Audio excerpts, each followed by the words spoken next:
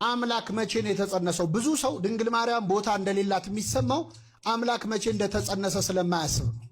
አምላክ የተጸነሰው መቼ ነው? ገብርኤል መጥቶ ጸጋን የተሞላሽ ሆይ ደስ ይበልሽ ሲላት ጸንሳለች አልጸነሰች? መልሱልኝ።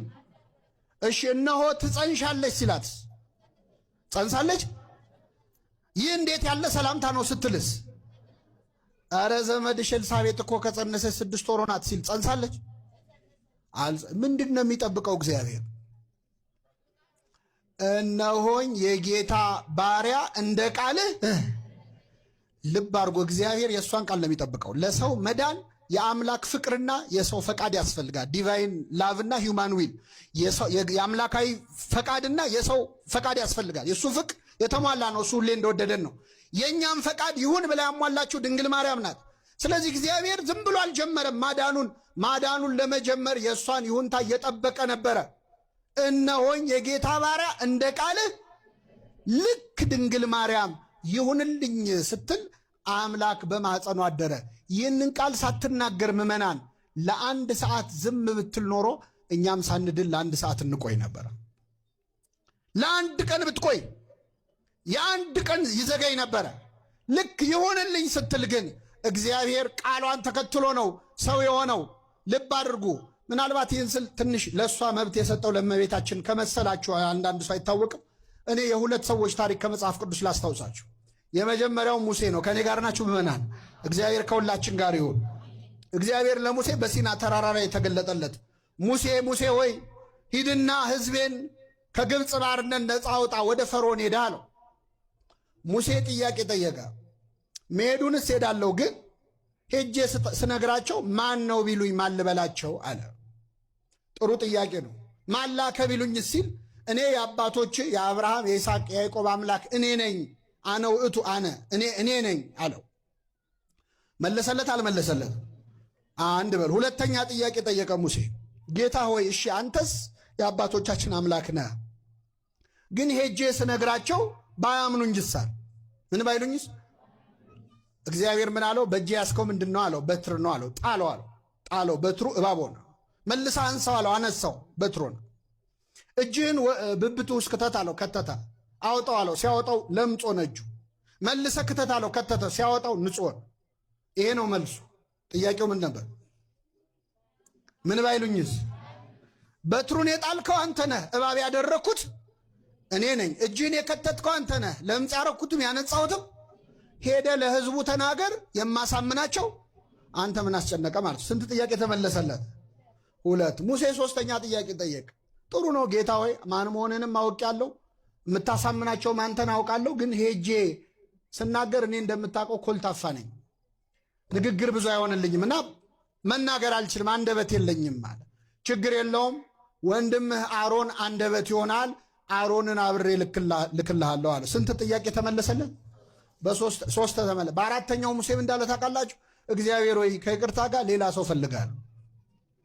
ስንት ጥያቄ ጠይቆ እግዚአብሔር ይህን ጊዜ ቁጣው ነደደ ይላል። አረ ሌላ ልጨምርላችሁ። ጌዲዮን የሚባል መስፍን ደግሞ አለ መጽሐፈ መሳፍንት።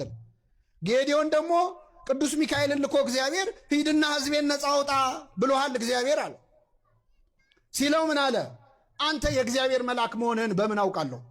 እግዚአብሔር እንደላከ በምን አውቃለሁ? ስለዚህ መስዋዕት አቀርባለሁ፣ እሳት ከሰማይ ወርዶ መስዋዕቱን ከበላው አንተ የእግዚአብሔር መልአክ ነህ፣ አለዚህ አላቅም። ስለዚህ መስዋዕቱን እስካቀርብ ድረስ ከዚህ ጋር እንዳትላወስ አለው ይላል። ማንን ነው እንዳትላወስ የሚለው? ቅዱስ ሚካኤል በረከቱ ይደርብን። እሺ ብሎ ቆመ ሚካኤል። የዋህ አይደለ? እሺ ብሎ ቆመ። ከዛ አቀረበ፣ እሳት ከሰማይ ወርዶ መስዋዕቱን በላው። በል ጌዲዮን አሁን የእግዚአብሔር መልአክ መሆኔን አውቃሃል፣ ሂድና ህዝቡን ነፃ አውጣ ሲለው ምን እንዳለ ታውቃላችሁ? በእኔ ነፃ እንደሚያወጣስ በምን አውቃለዋል? ስለዚህ የበግ ፀጉር የበግ ቆዳ አምጥቼ አነጥፋለሁ መሬት ላይ፣ ሌላው ቦታ ሲዘንብ እሱ ላይ ደረቅ ይሁን፣ እሱ ላይ ደግሞ ደረቅ ሲሆን ሌላው ላይ ይዝነብ። ያኔ እግዚአብሔር ህዝቡን በእኔ እንደሚያወጣ አውቃለሁ። ተደረገለት።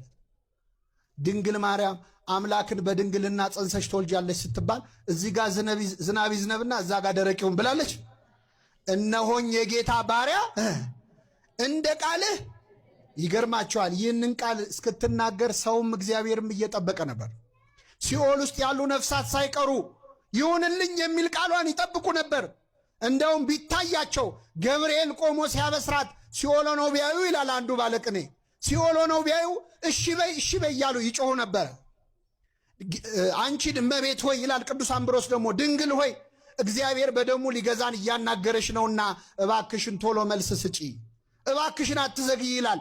ድንግል ማርያም የሰው ልጅ ድህነት በእሷ ምክንያት እንዲዘገይ ስላልፈለገች እግዚአብሔር ለእኛ ራሱን እንዲሰጥ እመቤታችን ቀድማ ራሷን ለእግዚአብሔር ሰጠች። እነሆኝ የጌታ ባሪያ እንደ ቃልህ ልክ እንደ ቃልህ ይሁንልኝ ስትል እግዚአብሔር በብሩህ ደመና ተጭኖ መጥቶ ከሰማያት ወርዶ በማኅፀኗ አደረ። የሁላችን መዳን የዛን ጊዜ ተጀመረ። ክብር ምስጋና ይድረሳት እመቤታችን። ስለዚህ እመቤታችን በእኛ መዳን ድርሻ አላት የላትም?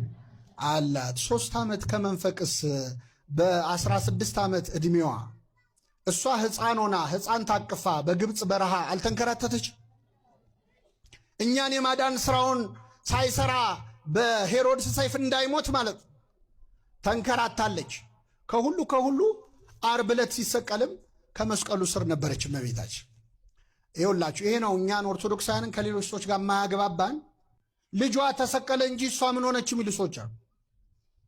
እስቲ እዚህ መሃል እናቶች አላችሁ፣ አንድ ልጅ ሆዱን እንኳን ሲያመው የምትጨነቀው ማና?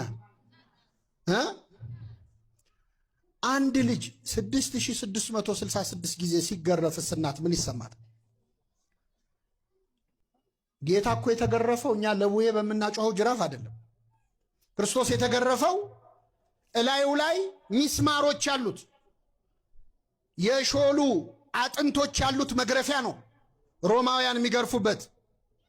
ያ መግረፊያ ስጋው ላይ ካረፈ በኋላ ሲነሳ ስጋውን እየነጨ ነው የሚነሳው እና ስጋውን ከመግረፊያው ላይ አራግፈው ነው ድጋሚ የሚገርፉት። ይህ ሲሆን ቆማ እመቤታችን ተመልክታለች። ቅዱስ ዮሐንስ